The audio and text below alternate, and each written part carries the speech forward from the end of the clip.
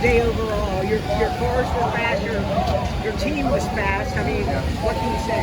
Yeah, I mean, it's just a day where I thought I was going to get beat with my own stuff, and you know, that team really has kind of struggled at this racetrack, and they really worked closely with the 11 car this week, and I worked hard in the sim for all 3 cars, and we came here with the same stuff, and we all ran about the same until, you know, some stuff happened in the middle of the track, in the middle of the race. But I thought that the RFK cars just were a little better in the middle stages, and you know, certainly we had a different strategy there at times, but we always would cycle back to second. So it just seems like they were a little bit better than us, and luckily for us, we had a late race caution to kind of try to give us a chance.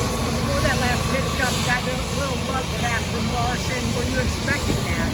Yeah, for sure. I mean, he's having a tough day, and we're racing up front for, you know, a win. So it's all good on my end for sure. Where were the 6 and 17 so much better than everyone else? I don't know. I got to break it.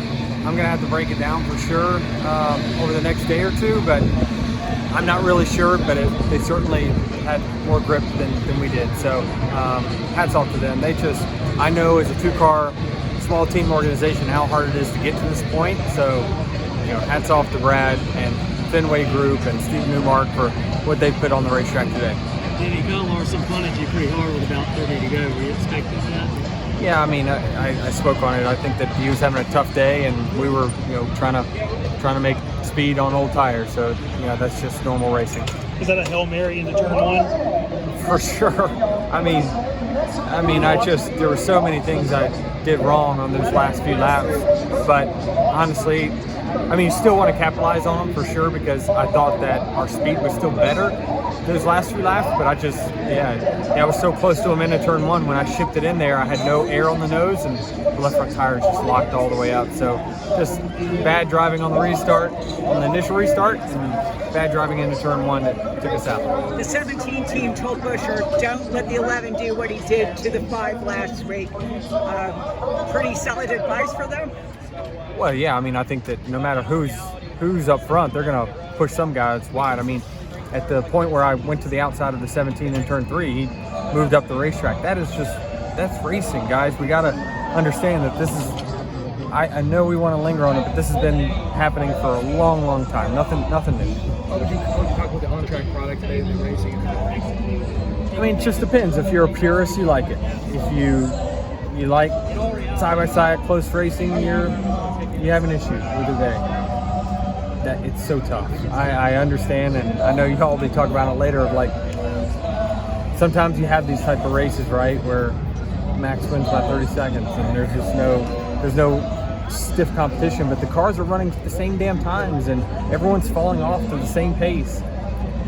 I'll just keep beating the old lap time variation hammer until we get it better, but it's, you know, really, as a purist, I loved it because I controlled so much of my destiny through the things I was doing driving, but you know, the fan doesn't really care about that. They just want to see close side-by-side racing. Are you expecting big things out of this test, or are we going to see the same old at Phoenix? I mean, I'm optimistic for sure. I mean, I'll be optimistic until it proves otherwise, right?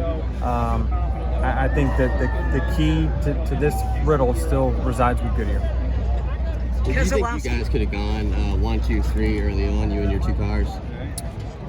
Certainly it looked like the pace, but I'm not really sure about that. I thought the 6 and the 17 showed race winning pace there in the middle stages, you know. So I don't want to you can't just discredit the speed they had, because he got out there on I had to come from 6th or 8th on that restart, but you know, he held that 5-second lead against me pretty well on equal tires. So you can't discredit that they're the best team, best team won today for sure. I'm really jealous over that wooden Virginia trophy though. They used to have those back in the day, and I saw it in the driver meeting, and man, I'm staring at it right now because I just want it so bad. As a team owner, can you appreciate what Keselowski has been able to accomplish, you know, about the same time frame as you've taken over your team? No question about it. It's tough. It is tough to go against some of the 4-car operations with, for us, they have 5 times the personnel. You know, for RFK, they have, twice as much personnel as them. So it's hard. It's really, really hard to win, and I can appreciate what the 6 and the 17 did out there today, especially in a year where, you know, you guys and we've even been talking about the struggles of Ford. They showed up, and they showed up in a really fast way. The 23 and the 45 had tremendous speed today. The 45 has a commitment line violation. You know, stuff like that's going to happen. How do you clean it up before the playoffs? Yeah, it doesn't have to happen though. It's just the risk versus reward. It's just you know, I don't know. It's frustrating from my standpoint because I was right behind them when it happened, when it came back out, and it's just, man, they just, until they stop making mistakes, they're gonna just keep having the same issues. Thank you guys.